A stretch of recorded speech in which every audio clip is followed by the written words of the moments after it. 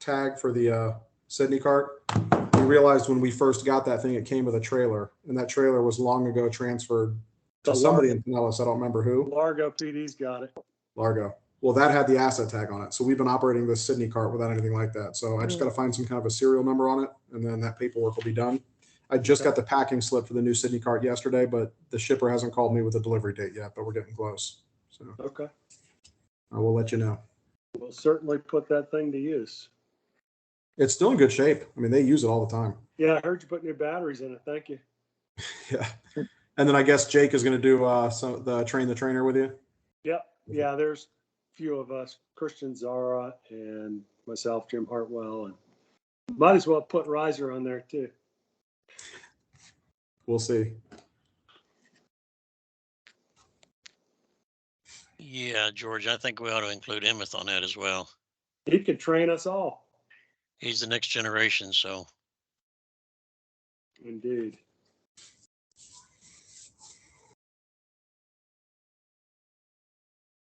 So Matt, is Jake gonna promote as well? No. I hope not. No, I mean, he just came over to DUI, so actually, I mean, he just promoted into traffic homicide and was only there for a few months before I snatched him over to DUI. So I have a feeling he'll stay there for a while. And just knowing Jake, he doesn't want to work anywhere else. I mean, he's going to stay until I move on, and then he'll probably take over the squad, which is good. I mean, I think that's, I try to get those guys involved in all these meetings so that everybody's a familiar face and we make a change again. There's no big surprises. It's just continuity. You are singing praise in my ears right now, because that is the toughest thing that I do is just a revolving door of contacts at agencies. So it's always nice when you have multiple people that you know. Yeah. It's a revolving door. God, we know that, don't we, Janice? It is awful. And the big agencies are the worst. Like it's just they just promote and just go, and it's crazy. Mm-hmm.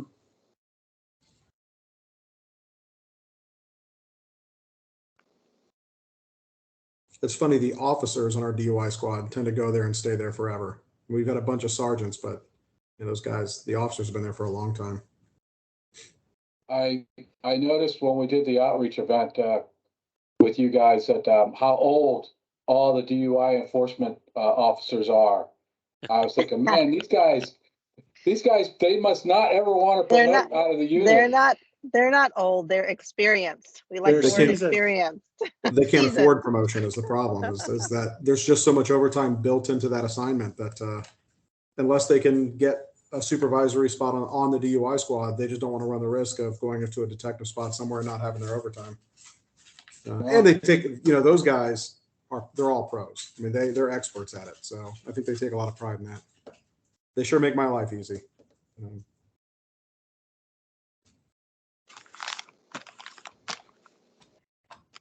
But you're right. We do have some guys who don't have a lot of years left.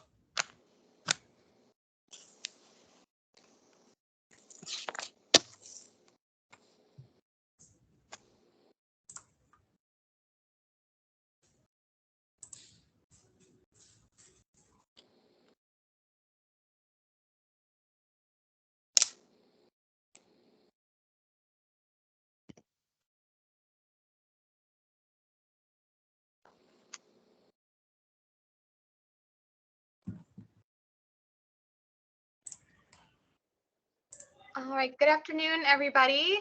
3 o'clock, so we can get started. We might have a few more people pop on, but thank you all for being with us today for our Tampa Bay Area University Community Traffic Safety Team. So we'll get started with introductions. So I'm Kathleen Kobiak, your chair, and I work at the University of South Florida, overseeing our substance use prevention programming. So I'll just call on folks to introduce themselves. So we'll start with Katie. Hi, everyone. My name is Katie Godwin. I work at the University of Tampa with our Emergency Operations Program, and I serve as your vice chair. Thanks, Katie. Susan? Hi, all. Susan Boda with Benish. Happy to be with you today. Brenton Mosher? Brenton Mosier with USF Center for Urban Transportation Research. George, Good afternoon, George Edmiston. I'm with Benish. Joseph Noah, or Noah Joseph, sorry. Hi, my name is Noah Joseph. Yeah, just a PE trainee at District 7 DOT. Thank you, Noah. Charles, Hi, I'm Charles Kane. I'm the District 4 Law Enforcement Liaison for the LEL program. I recently moved to the Villages, so I'm coming to you from the beautiful The Villages. I'm kind of like in no man's land right now. I'm trying to cover my district from here while we wait to hire somebody and help out Janice however I can. appreciate How are the that. how are the colleges up there in the Villages, Charlie? We don't have any colleges, do we? But we have some great charter schools. So the Villages, the Dream Makers and the Villages, they provide a lot of extra funding for the communities here. And I believe they've built 5 charter schools so far. So it's a great place to retire, I guess, but it's also a great place if you live in or around the Villages and you're younger and you have kids. They have great opportunities with the charter schools. Gosh, I sound like I've drunk the Kool-Aid, don't I? Thanks for being here. Did you get your golf cart yet? I do have a loaner until ours comes in. Yeah, transportation of choice up there, I hear. And Janice? Hi, everyone. Janice Martinez, Law Enforcement Liaison for DOT for District 7. And then we have Officer Matthew Belmonte. Hey guys, Matt Belmonte, Sergeant of the Tampa Police DUI Squad. Lori, Lori Paleo, JMT. and Melissa. Everybody, I'm Melissa with JMT, consultant DOT. And Mike Zinn. Yeah, Mike Zinn, your FDOT District 7 is program manager for CTST. Excellent.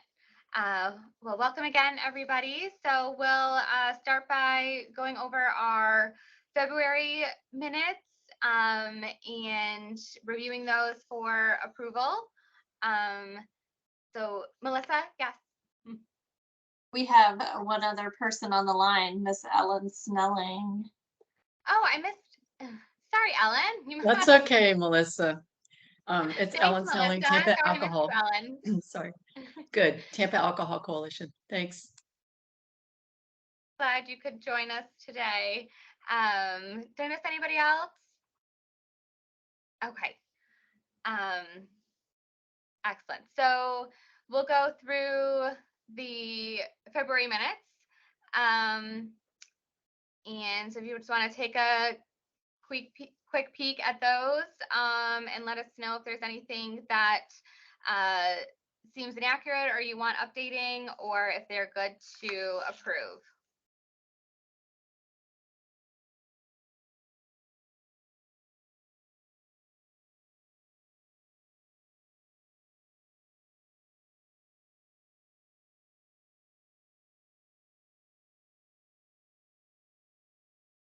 It's George. I motion for approval. Thanks, George. Would anybody like to second that? This Matt, is I'll Ellen. second. I'll second it. Perfect. So our minutes are approved. So we'll jump into our problem identifications and follow-ups. So we're still looking at that North Boulevard area. Katie, last time you said you had a meeting with the city of Tampa and Kelly, and you were looking at next steps from there. Any further conversations? I think for that section, they just redid Cass Street to build in a protected bike lane. And with that, there's no option to move the crosswalk, which is really what we were wanting out of that space because students are crossing at a particularly inopportune time. So I think this is probably no longer an area of concern that can be viable. But if you haven't driven down Cass recently, it is beautiful with all the updates. Well, that's good that it's been updated. And too bad they couldn't change anything about the sidewalk, but hopefully motorists are acting safer, keeping an eye out for that. So I guess we mark that as resolved. I think so. If there's any other changes that we'll take, we'll work with the city, but I think for the purpose of this committee, I think it's probably resolved. Excellent. Good to hear. And then we have the Cass Street, which I think last time you said is almost done, or kind of just you know, the pedestrian challenges are still there, but some of that construction is more done. Yep. I'm sorry, these two link pretty closely together. So yeah, I think we're resolved on that. That's kind of in the same Mhm. track there. Okay. Similar Perfect. vein. Thank you for those updates. So both, just to clarify, ladies, both of them can be resolved and taken off the list? I think so. Any other conversations we have about the North Boulevard one will be between us and the city. So yeah, the Cass one is definitely, I think, done with. Okay. Yes. Katie, Kathleen, it's Katie, right? Yes. Who was speaking? I wasn't sure. If more issues arise out there on Cass Street, you know, we can certainly bring it back in here to see if there's anything else we can further do as a committee. Absolutely. Yeah, you know, just keep your eyes on it and see if there's something else that just pops out, because with the city redoing things, sometimes we don't see problems yet, but with them putting in the cycle and everything else, we might observe other issues. Yeah, I was driving down it today and the students are crossing because it's not the barricade or those like individual white pylon situations for the bike lane, and the students are crossing at not crosswalks, which is an education piece on our end. And I'm sure we will hear some feedback about that.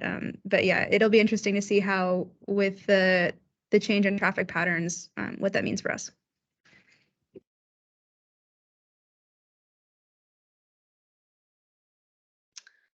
Okay, so next we have the HCC campus Lois Avenue crossing. Haven't had any updates. I'm not sure if anybody here has anything to speak to related to that item.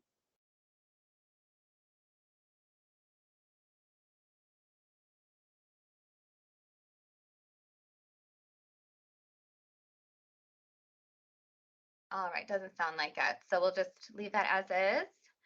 And here we have the lighting issue. So I did reach out to Officer Marchesano to see if she heard anything. Haven't gotten a response from her yet. I know she's been all around campus these past few weeks with lots of programs and things before spring break. So I'll try to touch base with her again and see if their work order is being completed, but no update at this time.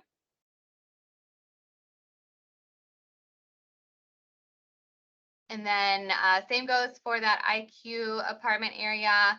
I did send one more message to Robert Campbell to see if he has been getting my other messages. But I was driving through that area not too long ago, and it does look like some of those barriers are going up for the bike lane, and there are some new traffic signals. Work is still being done, but it looks like it's kind of getting there. So hopefully it will kind of open up soon. So pedestrians and bicyclists can start using some of those lanes. But it's looking really nice. But haven't had any official updates on that.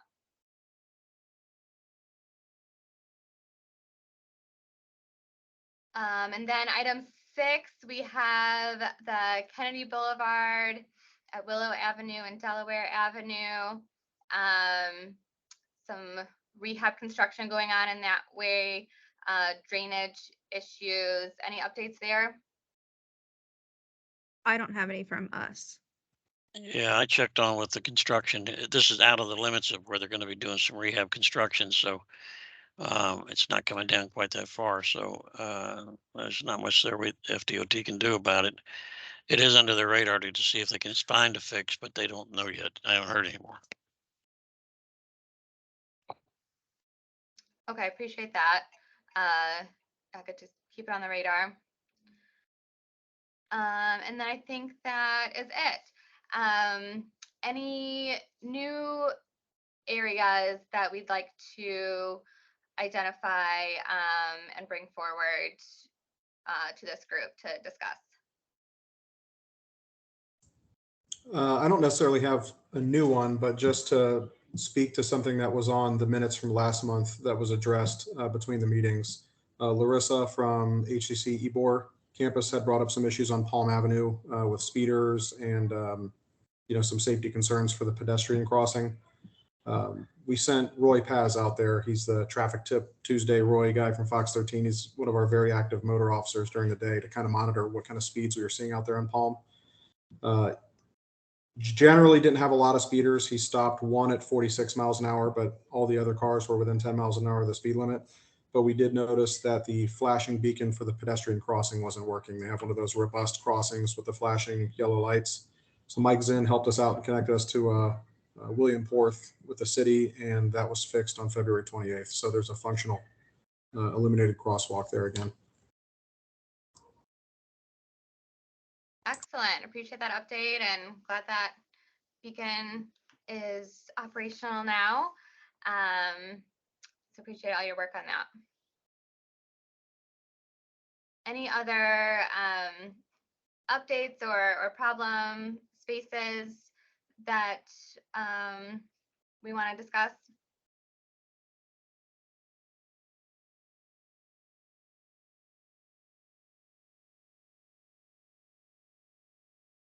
All right, doesn't sound like it.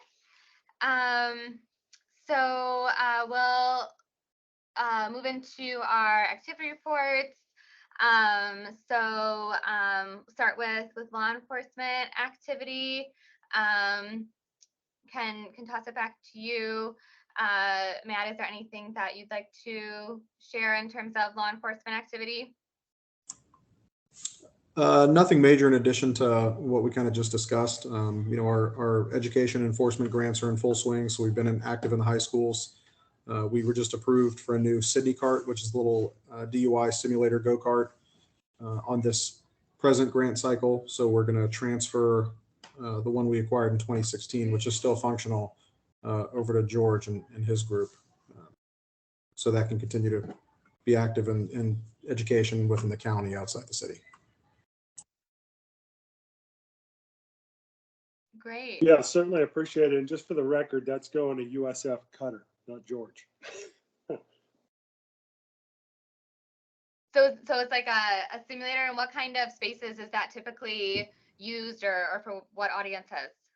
We normally use it in the high schools, and I call it a simulator, but it's an actual go-kart. It's a electric go-kart with some remote capabilities to simulate impaired driving once we get the kids going in it.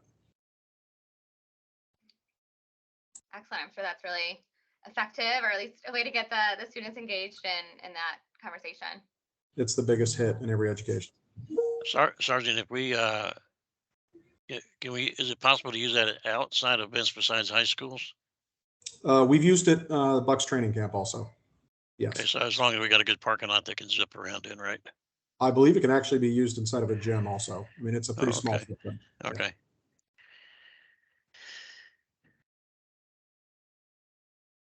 Yeah, Mike, I'll get with you on some ideas I had to use it for as well. So certainly the high injury network is one of the targeted areas as well.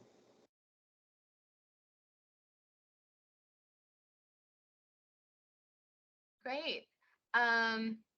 Other law enforcement updates? Janice, or Charles? So we're just wrapping up grant writing season. Concept paper acceptance was closed yesterday, so just a busy day in the law enforcement world for that. So Hillsborough County, Tampa PD is always putting in for grants, so that was done yesterday officially. We have some marketing materials coming up. I think Mike shared some of it today. What a news you can use for St. Patty's Day coming up.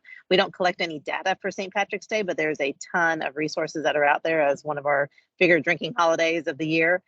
So anybody can feel free to jump on traffic safety marketing. I'll put the link in the chat box so that anybody that wants the materials can grab them.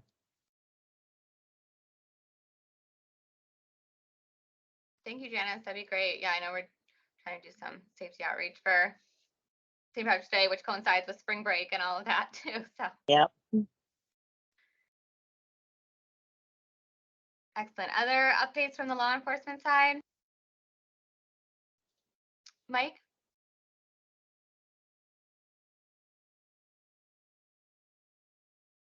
Oh, I thought I saw your hand raised. All right, see that link there. Hey, Kathleen, this is Yeah. Ellen. I just had something related to law enforcement, but I think there's been a number of fatal crashes and injury crashes over the last like week or so, and they seem to be between like 2:30 and 3:15 a.m. There was that one wrong way crash that was right on the, I think, kind of the county line between Pasco and Hillsborough County, but it started, apparently the wrong way started in Bush Boulevard. So my question is there any way to trace like where these people were coming from? Because I just was wondering if it could be bars and clubs, and if that is the case, it just makes me think more about, can we do something as far as responsible vendor training and trying to get more of the vendors to, do more to try to keep people that are under the influence, don't overserve, don't let them leave if they're intoxicated, get them a safe ride. That was just a thought, because I don't know if any of you all noticed that, it just seemed like this late night crash in the last week or so between Pinellas and Hillsborough and Pasco has been pretty high. And including a couple of things in Plant City, which I don't know, but it was 3 o'clock in the morning and pedestrians were crossing busy roads, which I wonder, and I think one of them was a hit and run. So sometimes it could be pedestrians drinking and then the drivers drinking, and just 3 o'clock is when the bars get out. So you all know that.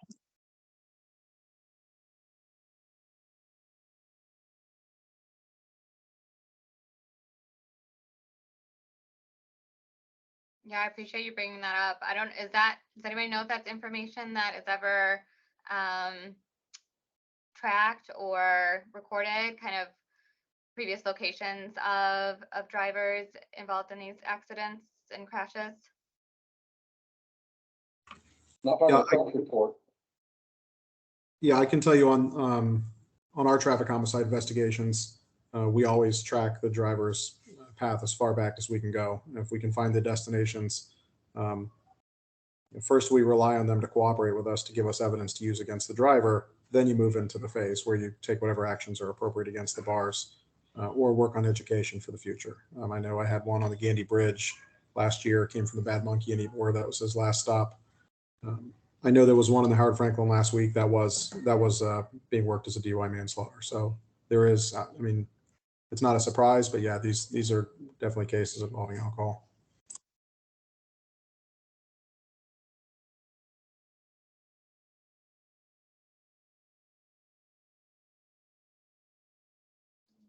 Appreciate that information.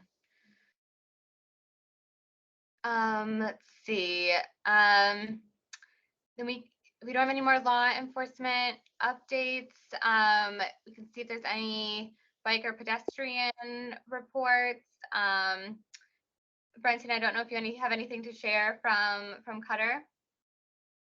Yes, we have a couple things. So last month we did do a bicycle pedestrian auto safety day in partnership with Intuit USF. So those are international students. So we went out and did some education there, and we are going to have a presence at Walk Like Mad, which is Friday, March 31st from 4 to 8 or something like that p.m. So we'll have a booth there, and FDOT will probably have a booth. They usually do, and so we'll be doing some education there. USF adjacent, we are having our 9th annual Bike with the Temple Terrace Mayor on Friday, March 17th. So, we'll be gathering around 7:38 a.m. and riding out at 8 a.m. So we try to get it, get a little bike ride in before your work day. March is National Bike or Florida Bike Month. We have our bike month a little bit earlier than National Bike Month. So we do try to do a lot of promotion of bike safety initiatives.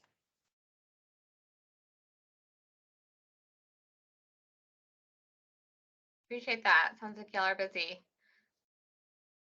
Can I ask Brenton? We are trying to, we're working on the bike friendly application. And so we're finally getting into the point where we're talking about engagement and education pieces for campus. Can I get with you later to see if you can come to campus for some of our programs that we're planning on? Yes, absolutely. Perfect. And then follow up to that, we're also looking to assess behaviors and kind of demographics, safety thoughts, sort of general campus opinions about bike programs through maybe a campus-wide survey. Do you or has anybody else done one of these? Do you have maybe a template I could look at? Have you found success with that? We actually did. Not last year, but 2021. We did one that we geofenced around the University of Tampa campus. And so we do have some, results from that. I can dig those up and share with you. And, you can use that as a template for future, and we can discuss how we did that. Perfect. That would be great. Sweet. Okay. Hey, Brenton, and Katie, I'd be willing to possibly do another geofence program for 30 days around the campus. And if you guys could come up with a good message for it and take a look at it and see what we can do with it. Okay. Perfect. That would be hugely helpful. Thank you. Yeah, we're trying to get things off the ground, so it's a little slow going, but we'll get there. Awesome.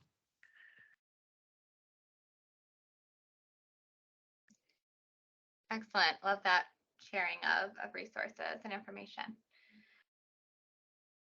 Anyone else have anything to share related to bicyclists and pedestrians?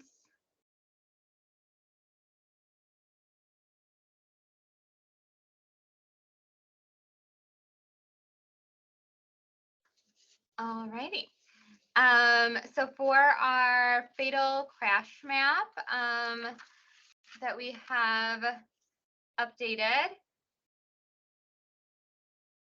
we've got all of the HCC campuses on there now, as well as USF and UT, all within a 1 mile radius around each campus. So it looks like in those 1 mile radii, there hasn't been any fatal crashes, which is great to see. So I guess, obviously they're in other places, but just in those areas that we're tracking, staying clear there. I have a question. Is 15th Street located in that radius around USF?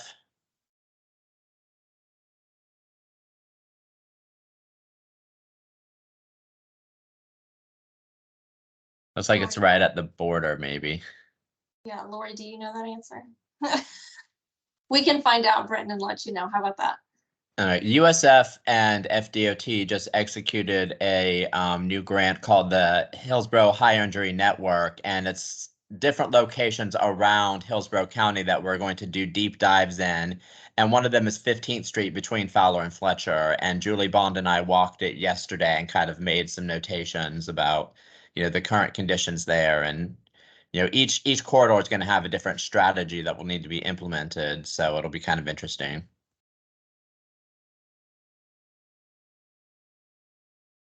Okay, we will definitely get back to you on that.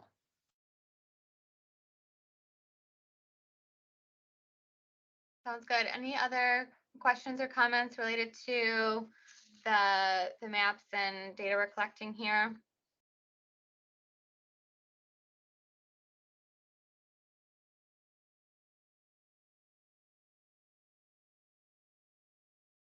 Okay, so then we'll transition into just our open forum and announcement sharing section. So would love to hear from anybody if they have anything they'd like to share, what's going on in their spaces or things that they want to bring to the attention of the group.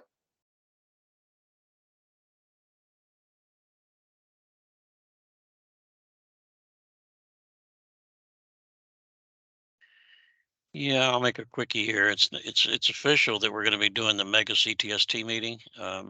Everybody from the college didn't participate last year, but we do have a date picked and a location. So you all be looking for a email for save the date, and then later an RSVP to it. So that's coming soon. And Kathleen, I hope you're prepared to give a report on what we do and what our problems are, and what we've done, accomplishments, and what some things we're having issues with. Because some of the issues we have, and not the only people in here is Susan and Melissa and I participate in all the CTSD. I don't share what's going on with your CTST with the other CTSTs. So if we have a specific issue or a problem here, you share that. You might find, the Pinellas CTST had the same issue, and that's how they and they'll share how they resolved it. So it's an information sharing, a peer pressure, not peer pressure, peer exchange, with each one of the CTSTs. It's an opportunity to do all that as well. So look forward soon, and the emails will be coming out on it. And the date is May the 10th. Okay. You'll get a save the date emailed on that. So. Sounds great. I look forward to that. Yeah, I will block my calendar now. And look forward to connecting with the other groups. Great, thank you. That's all I have for announcements. A couple of you guys I'll probably see tomorrow. We're going to be in Orlando for the Alcohol Impaired Coalition, State Coalition. So I know City of Tampa sends a rep sometimes. And I think Susan's not Susan Boda, but I think Ellen, you're going to be there too, right? Yes, yes, Okay. I'll be there. Very good. Great, thank you, Mike. Yeah, if there's anything that you gleaned from that meeting, please feel free to share. Great. Other updates or announcements? So I'll just share, anybody that has access to Signal 4 might have gotten the notification, but effective today, there be some changes that they're implementing for their crash export process. So Signal 4 is going to be down for the next 60 days intermittently. I'm assuming that you can still pull some, but the crash reports won't be available in a 60-day period. And that will be March 1st through April 30th. And they're going to be resuming on May the 1st. So anybody who has access to Signal 4 should have received that email. How should we go about the maps for that, for the CTSTs, since there's gonna be 60 days of no data? Well, I know right now I was pulling data for 2022 for District 7 and District 4 today and yesterday. I'm getting the data, but I'm not getting the actual data with regard to the crash reports. As far as individual crash reports, that's, I think, where the issue is with the 60-day rule. So I can't guarantee it, but it looks like they may make the data available, but not the crash reports. Right. And that's what I'm thinking. So we probably should still be able to see where the crashes are occurring. We're just not going to have access to the actual report. So I put in the chat box the exact email. I just copied and paste. And in that on the bottom, there's additional details regarding Bill 1614 that went in conjunction with this so that they can comply with the law.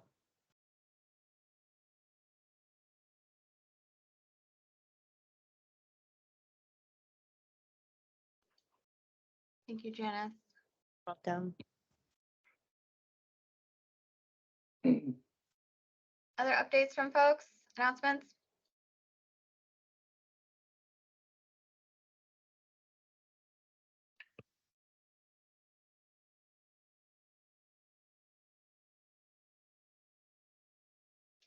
I know for us here, as I briefly mentioned, our spring break will be the 13th through the 17th of March. So this week and next week, we've been having a lot of programs and educational resources that we're sharing with students about kind of spring break safety. And next week, we're having a big event that that Matt is joining us at, and some other campus partners to again share some resources with students and do some activities. So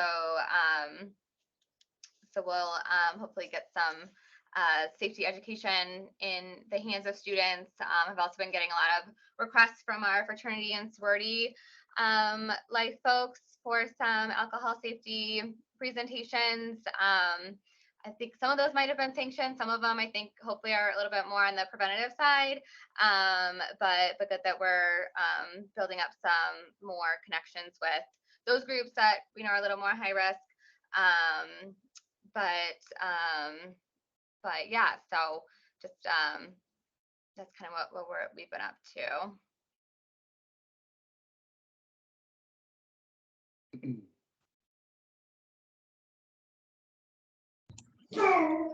Oh.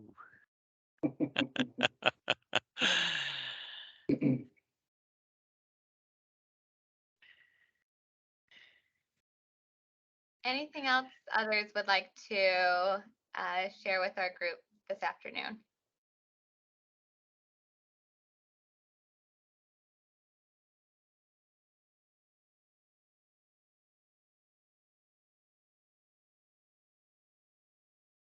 So you will see on our agenda, we're scheduled to have our next meeting in person on April 5th. Haven't solidified a location for that yet. So once a quarter, we do like to all meet in person and get some benefit out of that format. So if anybody is open to hosting, I can find a space here at USF. We just have issues with parking for folks, since unfortunately there's no free parking on our campus. But if I think we've reached out to HCC in the past if they wanted to host. I don't know. I don't think we have anybody from HCC on our call today, but can see if we can determine that that space for next time.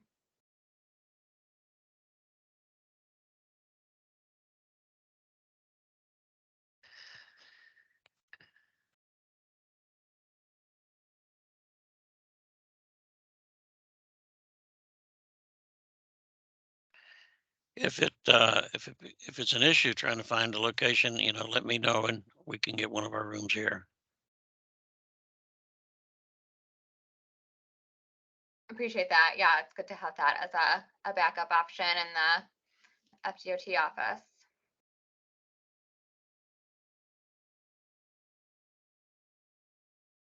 Anything else? I think someone just popped on. Kelly, thanks for joining us. Do you have any updates that you'd like to share? No, sorry, I'm late. But if you have anything that came up, I'll go through the minutes. No worries. Appreciate you hopping on.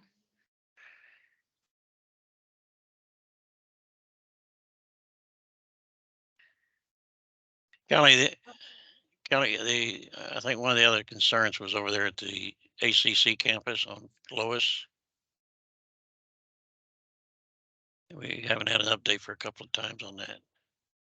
Yeah, we are working with the CRA because they're currently doing a study in that whole area, which will include this portion of Lois Avenue. So we're kind of working with them on their timeline, but they've just kicked off. So we should hopefully have something in the next month or two. Kelly, I know how some of those programs take a while, but we got students out there now. There's maybe even put some temporary paint down for a crosswalk and maybe some stick in the grounds. Something just temporary, because this project that you're talking about could be a year or two down the road.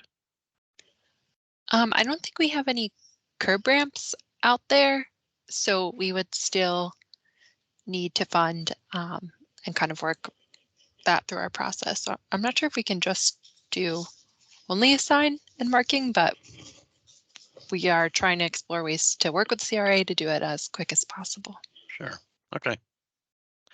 Because I was out there not too long ago for a project, and I was shocked how many kids are crossing through there. Mm-hmm.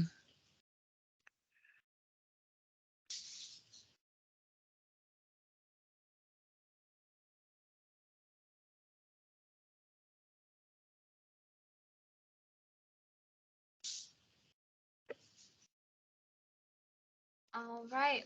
Well, if there's no other announcements, then we can give some time back in everybody's day.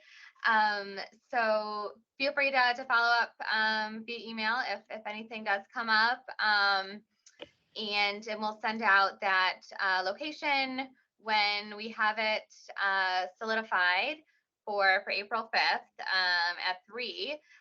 So hope you all can join for our next meeting, and then hopefully in May too for the mega CTST meeting that we'll be getting some more information about. So thanks again, everybody, and I hope you have a great rest of your day and week.